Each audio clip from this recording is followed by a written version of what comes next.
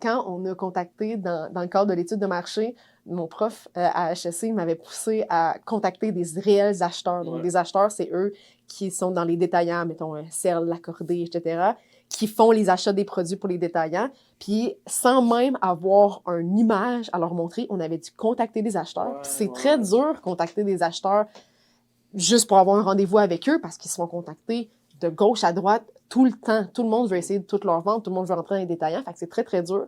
Puis nous, on avait contacté un acheteur, on va pas dire le détaillant, mais on avait contacté un acheteur avec juste des idées. On aimerait développer un produit qui a ça, qui répond à ce besoin-là, ce besoin-là, ce besoin-là. On aimerait avoir un meeting avec toi, voir si c'est quelque chose qui pourrait vous intéresser. Et on avait eu un meeting de même, ce qui était déjà très surprenant. On avait eu le meeting, puis l'acheteur, il nous avait dit, on avait tout fait notre speech, puis au début, je me souviens, je sais pas si tu te souviens de ton expérience, mais la mienne, c'était, je savais pas trop où est-ce que le meeting s'en allait, je savais pas si le gars, il avait hâte qu'on raccroche puis qu'il parte, ou s'il était intéressé, il parlait juste pas.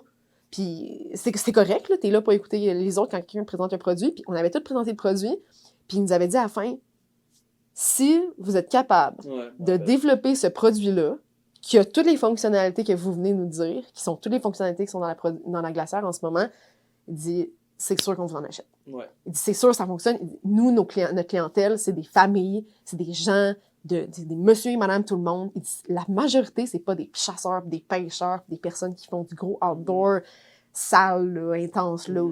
Tu sais, comme nos compétiteurs, comme dont Yeti, c'est une glacière qui est indestructible. Tu sais, j'ai jamais vu une glacière brisée de ma vie, là. Donc, c'était pas ça, nous, qui était l'important pour nous. On voulait rendre quelque chose de utile. Puis quand on a proposé toutes ces idées-là à l'acheteur, puis il nous avait dit ça, je me souviens, là, on avait raccroché, puis on s'était dit, aïe, aïe, c'est tellement nice. Je me souviens, on avait pris une bière, on avait fêté ça. C'était tellement une belle reconnaissance de, justement, développer quelque chose de custom, développer quelque chose qui répond à des besoins, développer quelque chose qui est en notre image, quelque chose qui est québécois. C'était vraiment, vraiment une belle reconnaissance. Puis, tu sais, on n'avait rien, puis on avait réussi. Puis, tu sais, c'est juste des paroles, mais des paroles, des fois, ça peut faire un grand changement si ça vient des bonnes personnes. 100%. C'est des gros encouragements. Fait que je me souviens que c'était cool.